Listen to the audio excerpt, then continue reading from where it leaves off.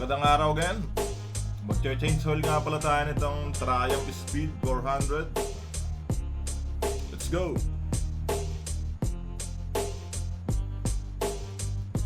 Every 6,000 kilometer nga pala ang ano nito, ang change oil nito. Sa scooter tayo every 3,000, dito naman every 6,000. Sa isang taon bago tayo mag-change oil, halos tingin ko 6 na beses lang. Yan, ihanda natin ang paper towel, yung tissue. Importante yan para di malagkit sa kamay, para di madumi ang ating pag-change oil.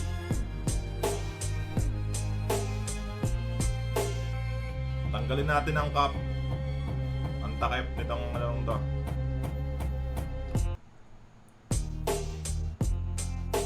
Takip ng oil filter.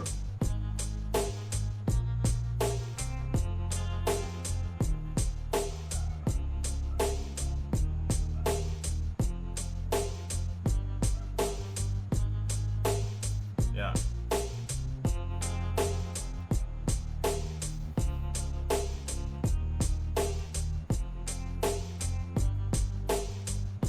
Kagandahan ng may paper towel, ano? Kitang-kita mo yung mga tinanggal mong ano,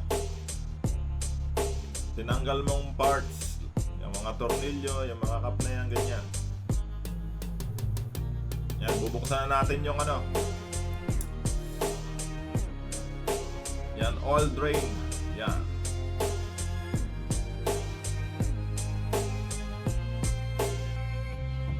Yan.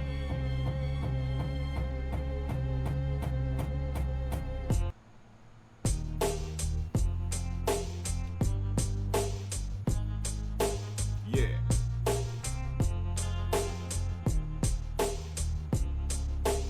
Hanap tayo ng ano, ng mga gagamiting tools.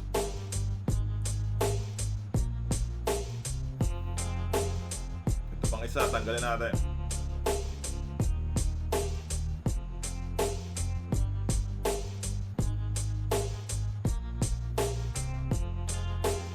Yun, may mga residue. Yun yung galing sa clutch. Mga napudpud na clutch ba? Nandun sa ano, sa strainer ba yun?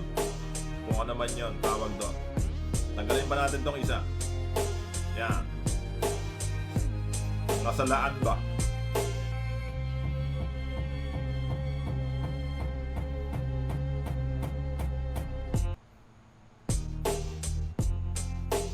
Dulo lang.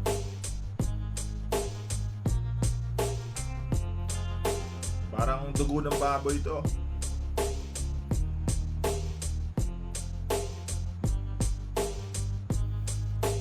Saga nga itong CC6000 manong bago mag-change oil. Sa mga kotse naman, kalimitan 20,000. Sa scooter 3,000, ganon. Yung iba 1.5, pero para sa akin yung 1.5 na yun, ang linaw pa ng ano nun, ng oil. Sayang.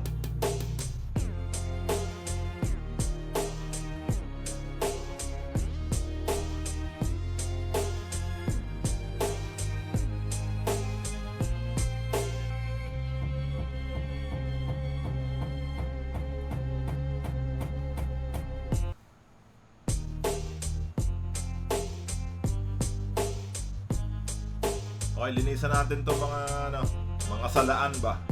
Salaan ng langis. Yan.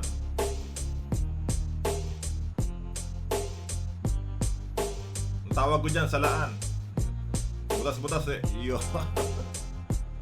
Yan.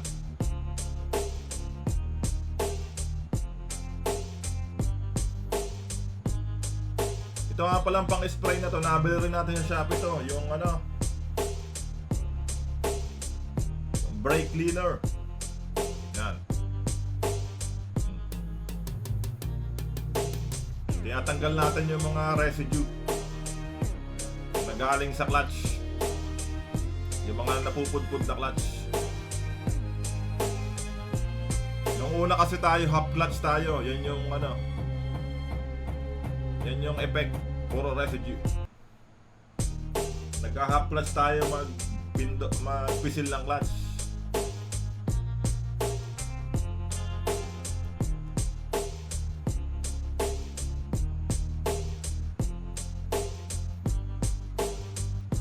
Yan. Gabit na natin. Ito namang pambadya to. Pan-Dominar 400 tsaka pang KTM 390. Itong oil filter na to, pwede to rito sa version ng Triumph na to, yung Speed 400 na to. Itong lower CC nila. Kasi itong Speed 400 at saka Scrambler 400 na tawag doon,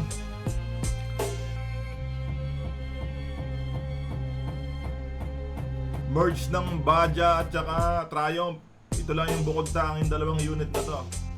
Kaya pwede natin gamitin to mga ano bang tawag sa mga ganito? Ngayon, mga oil na yan. Yung mga maintenance part, pwede natin gamitin yung sa Dominar, yung Duke 390, yan.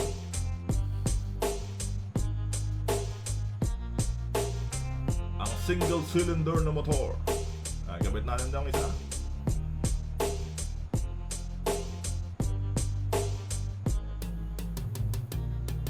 Yan. Hindi na tayo gumamit ng torque wrench. Kasi tingin ko no need na rito.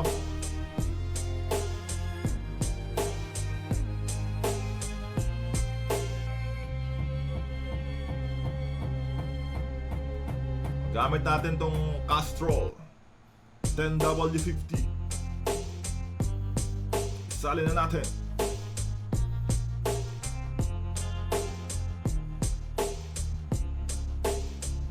Sa nga pala sa kasa, ang labor ng ganito 2.5, medyo pricey. Ay, nung una tayo nagpa-change oil doon. Ngayon sa atin naman simple lang ito. Kasi may widow naman tayo, pag nakita natin silang gumalaw, kaya natin gayahin. Yung mga tungkol sa pagkakalikot, madali nating ma-adapt. Yan, isa na natin. 2 litro nga pala ang rito, ang oil nito. 1 liter. Isa na natin.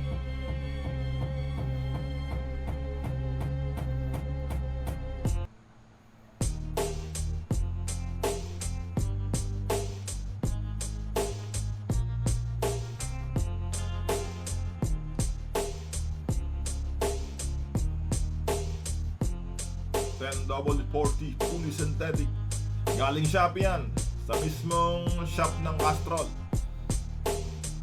Shopee.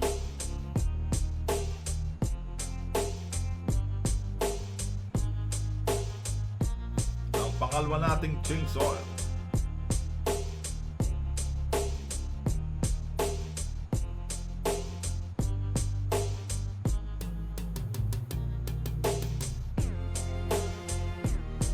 Natin.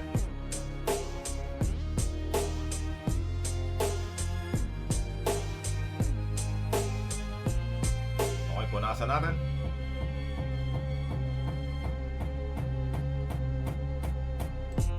Okay, testingin natin. Yan.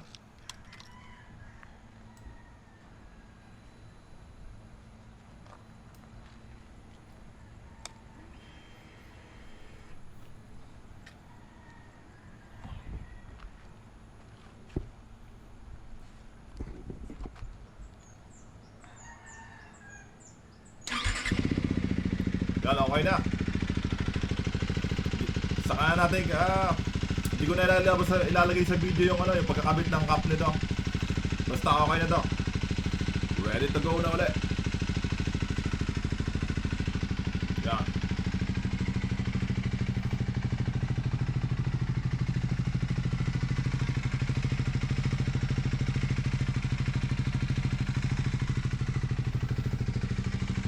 Ang daming sa tissue. Okay, sa susunod ulit. Bye-bye!